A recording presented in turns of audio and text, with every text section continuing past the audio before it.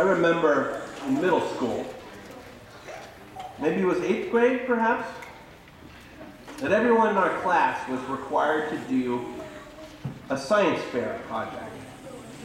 Maybe you did one of these along the way in your middle school or high school years.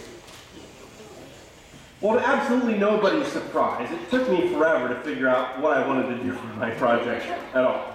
I mean, there wasn't really one particular area of scientific study that I felt very strongly about. And I wasn't really all that confident in the subject to begin with. So I finally settled on something kind of obscure. I decided that I would study the movement of the sun through the sky through the winter months. And in order to do this, I figured I'd go out front of the school every day at the same time, and I'd measure the angle of the shadow that the flagpole cast on the sidewalk. Somehow I'd gather enough data to make some sort of statement about the way the Earth rotates around the sun or something. I mean, I don't recall exactly how long I was doing this, but eventually I came up with my conclusion and I presented it to the class, and despite all that time I put in, making copious notes month after month, I did not get the grade that I was hoping for. Shocker, I know. I didn't fail, but it clearly was not a compelling science fair project.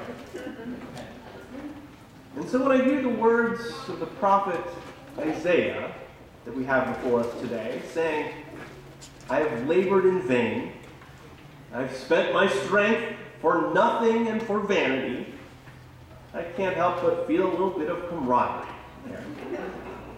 I get that feeling of lamenting the ways in which the work that I've done over the long haul, despite good intentions, hasn't resulted in the outcome that I hoped for. I mean, in the prophet Isaiah's task, it was a little more important and impactful than an 8th grade science fair project, right? As they warned the people of God about what was to come if they didn't turn from their ways. And how often do we all get feelings like this? Right? Putting the good work in year after year. Showing up with the committees and the things we care about, funding the ministries that we think will make a difference in the world, and then finding out we're still not as far ahead as we maybe had hoped to be by this point. And even when there are great things to celebrate and accomplishments to recognize, we can still end up disheartened. But as much as this lament of the prophet may strike a familiar emotional chord for us, it's important to remember that this lament is not the final word. For mere verses later, the prophet declares God's presence with the nation and blessing and strength that gathers the people of God together and calls them forth not only just as a nation, but to be a light for all nations, regardless of their perceived rate of success along the way.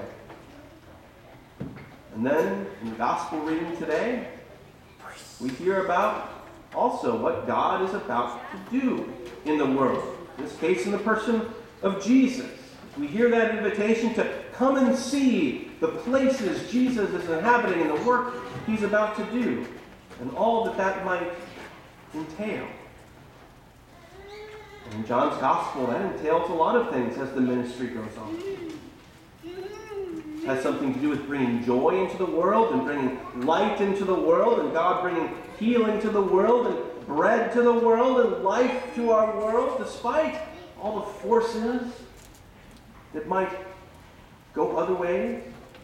Right? All those forces of sin and death that rule the day, and those discouragements that rule the day, and our inability sometimes to affect the sort of change in our world from day to day.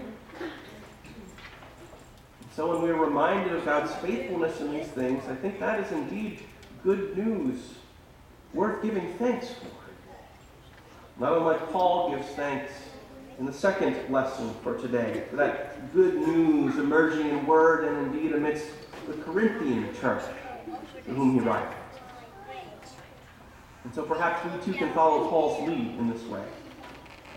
giving thanks for the grace that God has given to us along the way and has enriched our world thus far, and that will not cease in bringing about God's reign of heaven come to earth that is soon to come, despite the shortcomings we still witness. But we may not do all the work just right.